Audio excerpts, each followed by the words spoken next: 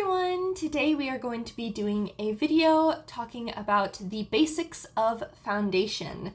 Now I'm going to be talking about foundation as though you, the viewer, know literally nothing about it whatsoever, because this is part of my series of explaining makeup for absolute beginners who genuinely know pretty much nothing about it.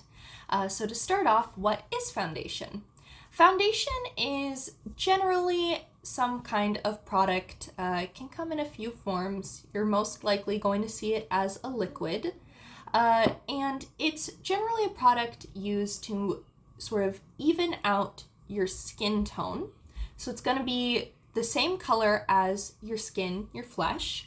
And basically it's used to even out the coloration and to create a little bit more of a base for the makeup you put on it, similar to how you might prime a canvas or the side of a house in order to paint it. That's what foundation is for a lot of people as well. For example, as you can see, I have a little breakout right here, a little red spot. So foundation is going to tone down that redness. Some can be extreme enough to completely cover it. Some are going to just tone it down and make it a little less noticeable, but generally foundation is used to make your face one uniform tone. There are quite a few different kinds of foundations. So similar to my eyeshadow video where I went over what different terms mean, I'm going to do that here. The most common terms that you will hear in reference to foundation are matte finish, natural finish, dewy finish, / glowy finish. So a matte finish foundation, I don't have a skin toned one, but I do have this pure white one because I plan to do some clown makeup. A matte foundation essentially just means it is going to have the least amount of light reflection to it. So as you can see, my skin is a little, not shiny right now, but you can see a little bit of light reflecting off of it because I just did some prep for foundation, which we'll talk about prep later once we've covered the terms. So there's a little bit of luminosity to my skin at the moment. Matte foundation is most likely going to look sort of like plastic when you put it on. If you've seen people walking around and they look like sort of mannequin skin, they are probably using a matte foundation to achieve that. And that is frequently best for like stage plays or screen or things like that, but some people will use it in real life as well, especially if they tend to have oily skin, because the matte foundation is going to, as oil comes through, it's going to look more just like, oh, there's a little bit of oil on the skin, rather than I was already dewy and now I look like I sprayed myself in the face with a whole bunch of water. Natural finish is going to be a foundation that tries its hardest to look like skin. It tries its hardest to have this level of light reflection to it, this level of luminosity, I guess, to it. It's not super, super shiny. It's not particularly matte. It is just a natural finish. That is my preference, so that's the one that I own. A dewy or glowy foundation finish is generally going to be quite wet looking, sort of like you just came out of a pool and your face is still all wet. That's generally what it is. Some will even include like glitter or generally sort of just like some kind of shine to it that is more like a sparkle or a shimmer. But not all of them will do that. But in general, a glowy / dewy foundation, the goal is to look very, very wet. There are other terms used as well, like a soft matte, which is somewhere between a matte foundation and a natural. But in general, you're just going to see matte finish, natural finish, dewy/glowy finish. Another set of terminology that often goes along with foundation is the terms for coverage. So full coverage, medium coverage, light coverage, sheer coverage. So full coverage essentially means you are basically slapping on face paint. Full coverage is this spot right here. You won't be able to see it. A lot of matte foundations tend to be full coverage because it's kind of hard to have like a matte foundation where your skin is also showing through because of the way that they formulate them. So a full coverage foundation is just basically like erasing your skin. It's doing everything it can to hide all of this. It's a layer. And again, great for stage makeup and, camera and things like that. Medium coverage is not as intense, but it's still notable. A full coverage is never going to look like you're not wearing makeup. It will be clear that you are wearing makeup, especially if you have textured skin like I do. I have a lot of sort of large pores on my face. I have some acne scarring. I have acne breakouts, and I don't shave my face like with those little razors. So my peach fuzz is still here. And yes, you heard that correctly. There are some people who will shave off even the peach fuzz on their face in order to get a perfectly smooth foundation. So full coverage versus medium coverage. Full coverage is slapping a layer of paint on your face so that your skin doesn't come through it all. Medium coverage, you're not really going to see much skin, but it probably won't feel quite as thick. You'll be able to see a little bit of coloration in the face, but not very much. And it's basically just a slightly toned down version. Light coverage is sort of more of a lot of tints are light coverage. So if you see a word or a foundation that has the word tint in it, it's most likely a light coverage. And a tint is basically just, it's not going to hide this, but it's going to make the red not quite so red.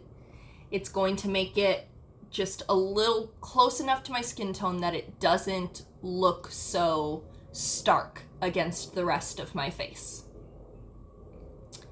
And then finally, sheer coverage. Sheer coverage is like, did you really put anything on? It's debatable. It's essentially the most watered down form of a foundation. The foundation that I own, the About Face The Performer foundation, is a natural finish, and I believe it describes itself as a light to medium coverage. So when a foundation says something like light to medium, medium to full, something like that, it generally just means that you can build up the layers. So if you put one layer of it on, you can add another on top if you feel like it's not enough, and it won't destroy. Some of them, if you layer, it will get to be a little much and the product will kind of start cannibalizing itself and looking worse. But generally, if you have something that describes itself as sheer to light, light to medium, medium to full, it means that you can probably put on one layer, decide you need more, put on a little extra, and you'll be fine. I also have with me this Wet n Wild Bare Focus Tinted Hydrator. So as I said, tinted is generally going to mean just a tint, but funnily enough, This one is a little bit more. So on this bottle, you can see right there, it says sheer to medium.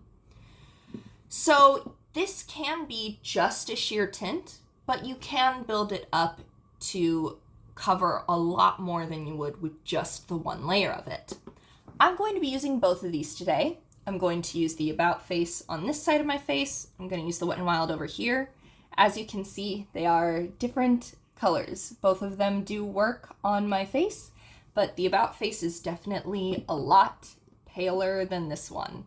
So they might look a little wild when it's just one half over here, one half over here. Bear with me though. So that pretty much covers foundation as a product. That covers what you generally need to know. I'm now going to go over the tools used to put foundation on your face. Fingers are a completely valid tool to use. In fact, a lot of makeup artists, like professional makeup artists, say that fingers are quite good because as you're working it in, your hands are warm, and so it's going to help work the product into your skin more. In fact, some things like a tinted hydrator will even recommend using your fingers over using a different tool. So fingers are a totally valid tool to use, and they probably will make it look really, really nice. If you don't want to use your fingers because of how messy it is, which I generally don't use my fingers just because of how messy it is, even though I like how it ends up looking, there are, of course, tools. Here's an example of a few of the different kinds of brushes that are intended for foundation. Now, there's not really a set absolute of foundation brushes. I've seen a makeup artist who has been doing professional makeup on other people for a decade use a brush that's intended for powder to do foundation and things like that. It all boils down to personal preference. But in the brush kit that I own, and I assume if you are a beginner in makeup, you are probably going to look towards buying a brush kit that has a little of everything. These are the 4 foundation brushes provided. We're going to go over the difference. This is a domed foundation brush. So as you can see, it's a bit rounded. It does not have a sharp quote unquote edge, and it's not completely flat. There is a rounded off shape to the top of it. Domed foundation brushes like this are going to make sure that you get the most coverage out of your foundation. So even if you're using something sheer, it's going to keep it at that level instead of taking it away even more. This is also a synthetic fiber brush, which does unfortunately just mean plastic. Synthetic fiber brushes are generally going to be a go-to for if you are using a liquid foundation. This is because synthetic fiber brushes are less likely to absorb the foundation than a natural hair brush. Domed and flat top are generally going to give you, in my experience, they're generally going to give you the same result with how you put your foundation on. The fullest amount of coverage you can get out of it, and quite a lot of buffing motions with it, as in a lot of tapping, very small circles in one space, tapping in small circles. That's how you generally apply with a buffing foundation brush. Think of it like that scene in Karate Kid, wax on, wax off. You're gonna kind of be doing that.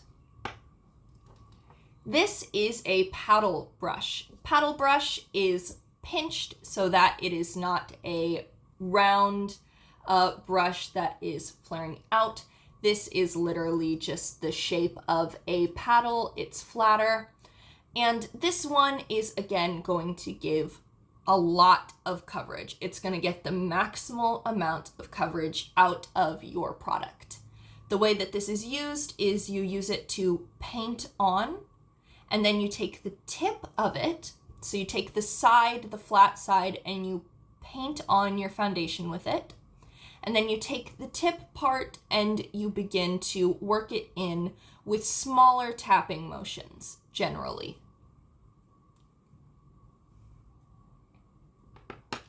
Lastly, we have a duo fiber foundation brush. Now, this one is duo fiber in quotation marks.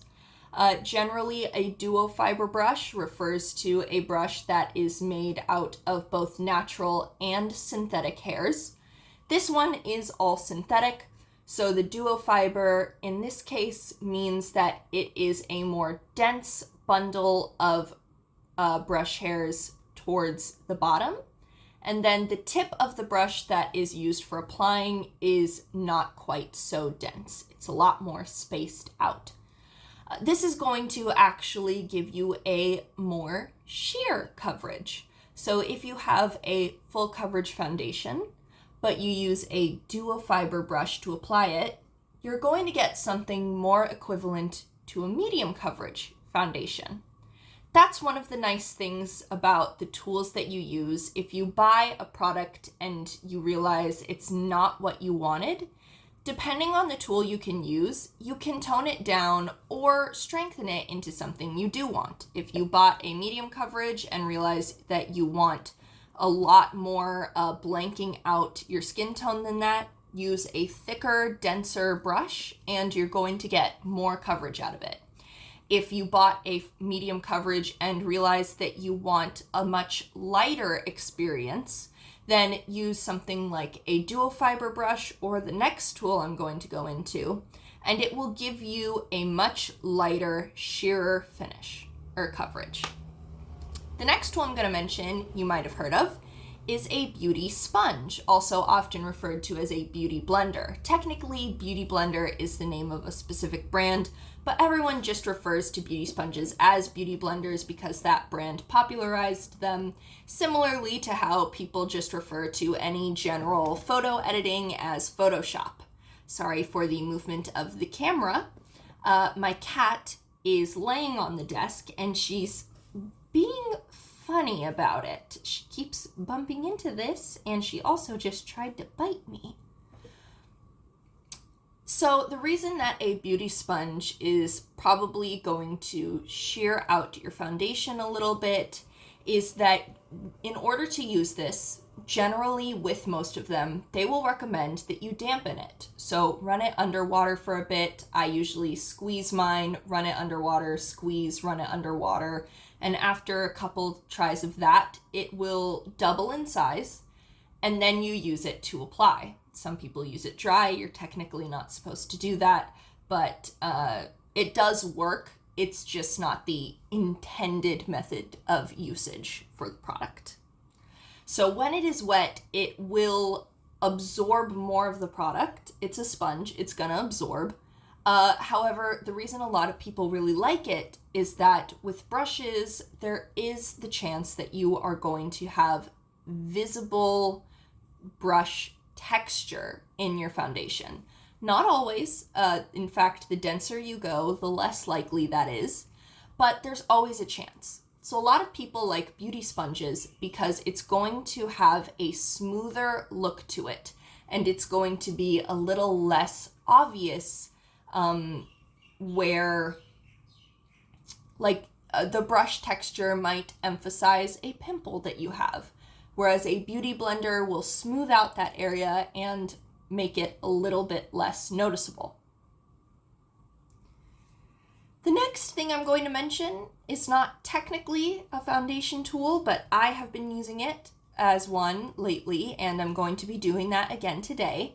And it's this. This is technically a powder pad or powder puff that you would use for, like a little compact, like you've seen people use in movies. They flip open a compact, they take a little sponge, they rub it in, they dab it in. I like to use this for my liquid foundation. This is also a tool that you're most likely going to use for a powder foundation.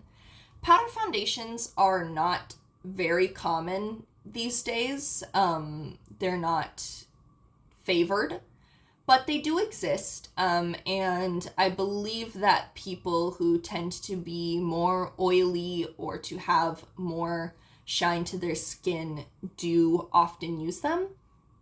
And obviously powder foundations do exist, plenty of brands have them. You're just not going to see them as much in videos or things like that. But you would use something like this for a powder foundation. I also enjoy using it for liquid foundations. So now that we've gone over the terms used, the different tools, why the different tools are used and what they do, now I'm going to talk a little bit about the preparation that I did for foundation, and then after that, we're going to actually apply it. So preparation for foundation generally can just mean skincare. The more skincare that you do, that's not the correct term. Not the more skincare you do. The more consistently you keep up with a skincare routine, the more consistent results you will have with how the foundation sits on your face and lasts throughout the day. Obviously, a lot of people do attempt to use skincare to mitigate things like acne breakouts or texture, pores, things like that, but that's not always going to work. I wash my face pretty consistently. I use products that are supposed to help prevent acne. I use products that are supposed to help with the dry spots on my face, things like that. I still get breakouts quite frequently. So preparation doesn't necessarily mean flawless skin. It just means giving the foundation the best chance it has. Similarly to how I described foundation as priming a canvas or the side of a house for paint, you can actually prime for that priming. So that is the product known as primer. Primer, when it's referred to in makeup, is generally going to be something you put on before foundation in order to help the foundation have its best chance. In my particular case, I have combination skin. That means that I tend to get dry around certain areas, but oily in others. So I use a combination of primers. This one that I use, Hello Good Stuff Glow Serum Primer, is hydrating. So I personally put it all over my face, because part of the reason I'm oily is actually dehydration in my skin. So I put this all over my face, and then in the spots where I get a lot of oil throughout the day, so in my case that is my T-zone, so forehead, nose, I also tend to get it in my cheeks just below my under eyes. In those areas, I also applied a mattifying primer. So that is going to make it so that some of the oils coming out of my skin have a harder time coming through into the foundation. Oil breaks up makeup. That's why most makeup removers are oil-based. So foundation that cracks or rubs off throughout the day is often a result of oil coming through the skin. It's a lot more likely that something underneath your foundation is going to ruin it than something coming at the foundation from the outside. So, I use these two primers on my face to help my foundation not only last longer throughout the day, but also look a little better. Not everyone uses primers. A lot of people, in fact, think that they are frivolous and unnecessary. Again, I would say that's up to personal preference and sort of depends on the foundation you're using, the goal you're trying to achieve with it, and your skin type. There are a lot of different kinds of primers. There are the hydrating, like I just mentioned, the mattifying. There are pore filling or blurring primers. Those are generally very silicone-esque feeling, very plastic or rubbery feeling, and they're supposed to fill in your large pores while you use them. I haven't had much luck with those in the past, but for some people, they say they work. I guess that's another one of those some products work for some people and just do not for others kind of situations. There are also acne preventing primers, but again, I use a skincare focused foundation specifically so I don't have to worry about that.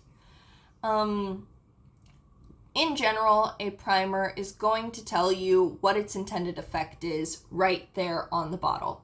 This one means for it to be hydrating. This one means for it to give a little bit of extra shine if you're using something that allows what's underneath the foundation to peek through. This one is intended to make it look more matte and not dry exactly, but flat. Things like that. There are also SPF primers, but those have actually been proven to be less effective than just putting on a sunscreen underneath. But sunscreen and foundation is its own entire thing. So that'd have to be a whole separate video. I'll go into that another time. So we've talked about primers. We've talked about tools for foundation. We've talked about foundation itself. Time to apply. First, I'm going to go ahead with the more medium coverage, natural finish, skincare infused foundation. I am going to shake this one up a bit.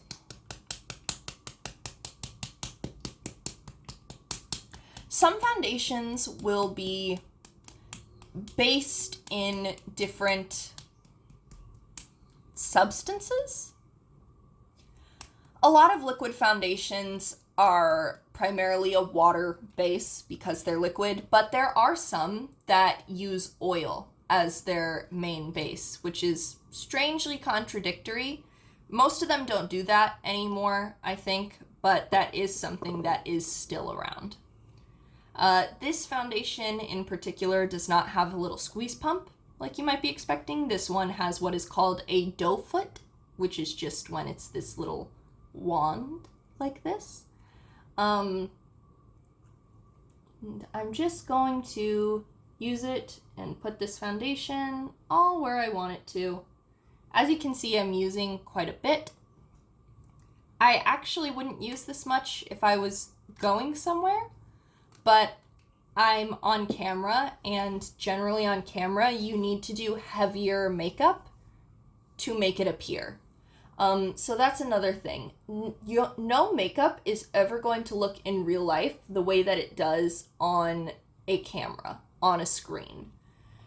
Even though I don't utilize any filters, the lighting that I have, the quality of the camera, the quality of resolution that you are capable of watching it on at home, the compression that happens when uploading something to the internet, all of that is a factor in making it look more smooth and flawless than it does in real life.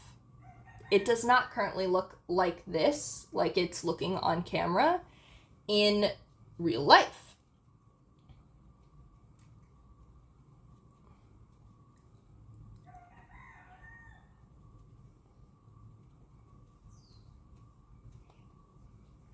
For example, in real life, I can see more texture to my skin than you can see currently on camera. Let me get a little closer.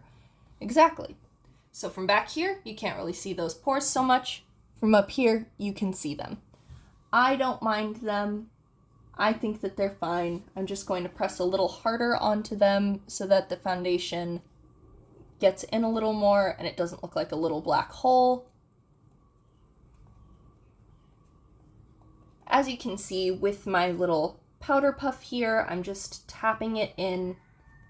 And the reason I like this is that it gives it a rather smooth, natural looking finish to the face.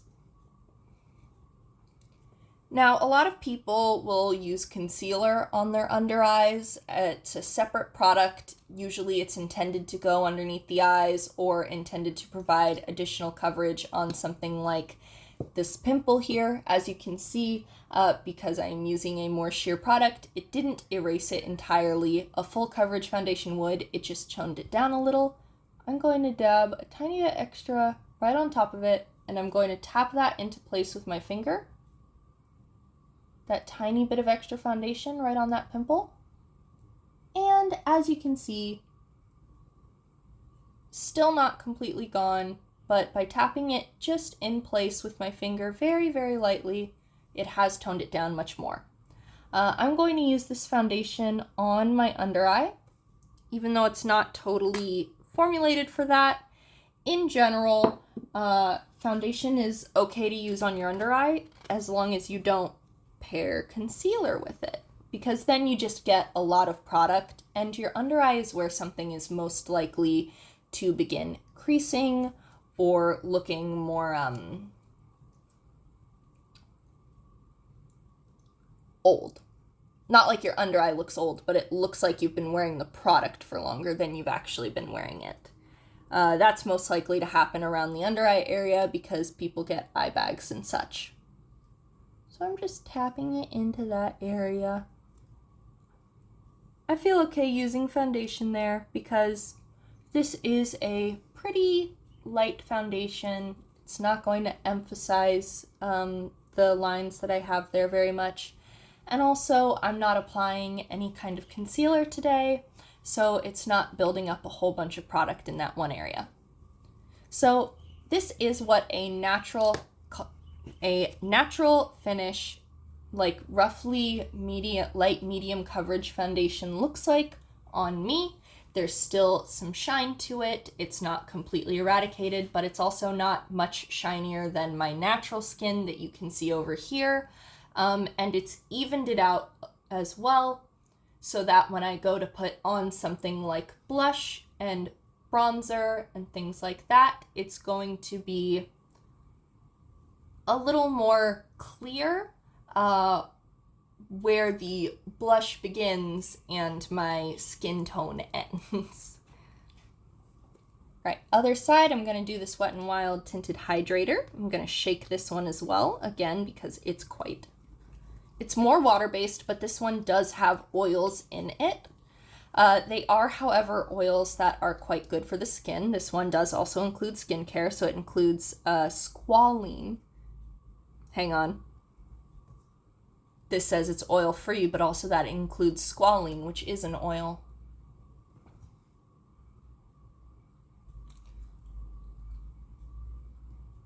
I don't know what to say to that, to be honest. This one's a squeezy tube, so I'm just going to squeeze some out onto one finger, then I'm going to spread it on.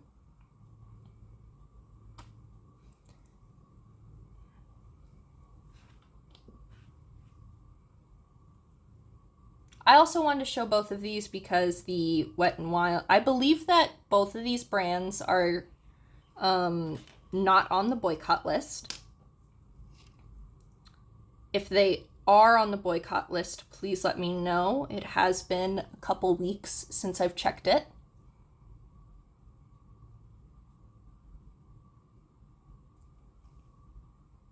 Just gonna dot that around.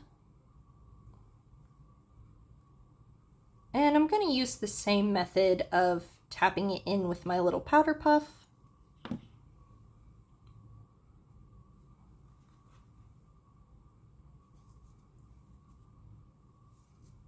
I'll use the other side. So I think, as you can see already, even though I think I used a bit more on this side of my face, you can see that it's not covering quite as much in such an immediately obvious way right off the bat. But it still looks quite nice, and it is still also obviously evening out the color across my face. Boy, I was right. Looks a little wild with this on one half and that on the other. And yet they both work for my skin tone. Isn't that even wilder? Like, one is quite notably paler than the other, and yet they both work for my skin.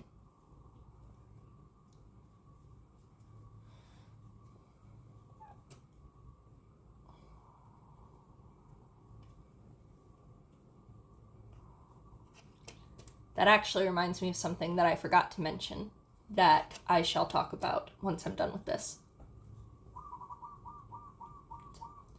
There we go there.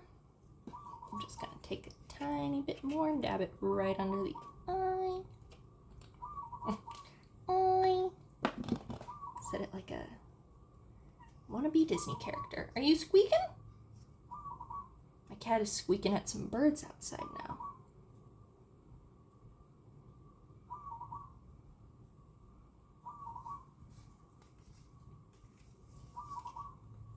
1-800, are you squeaking?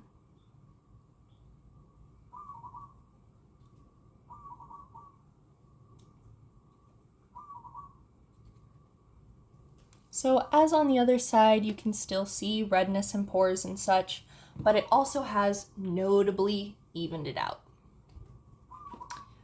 So the thing that I remembered while I was talking about that I forgot to mention is actually a pretty important part of foundation, and that is undertones. Undertones are essentially, you have your skin. Your skin may be pale or tan or deep, but there is also undertones to it. You might have pale skin that is a little more yellow, or pale skin that's a little more pink. You might have deep skin that leans a little more red, or deep skin that leans a little more cool. I say cool instead of a specific color because it can come off in different ways. So a lot of foundations will have some kind of indicator of what undertone they're intended for. I generally have a bit more of a cool pinkish undertone to my skin. However, this About Face foundation that I'm using is actually intended for a neutral undertone. So neutral undertone means it doesn't lean especially notably heavy into yellow, pink, olive, anything like that. So this neutral foundation is the one that I use because sometimes brands go a little overboard and you get what's supposed to be a fair, cool-toned foundation, and it's like you're putting Barbie's lip gloss on your face. And I've had that experience more than once. Just Pepto-Bismol all over, and it's like, okay. So unfortunately, when it comes to undertones, you're gonna have to experiment a bit, brand by brand. A lot of makeup stores do have testers available, so you can kind of compare it, but don't put the testers on your face. For the love of God, if you ever go into a makeup store and they have testers, do not put any of them anywhere near your face, because the stuff that people do to those testers is disgusting. Genuinely.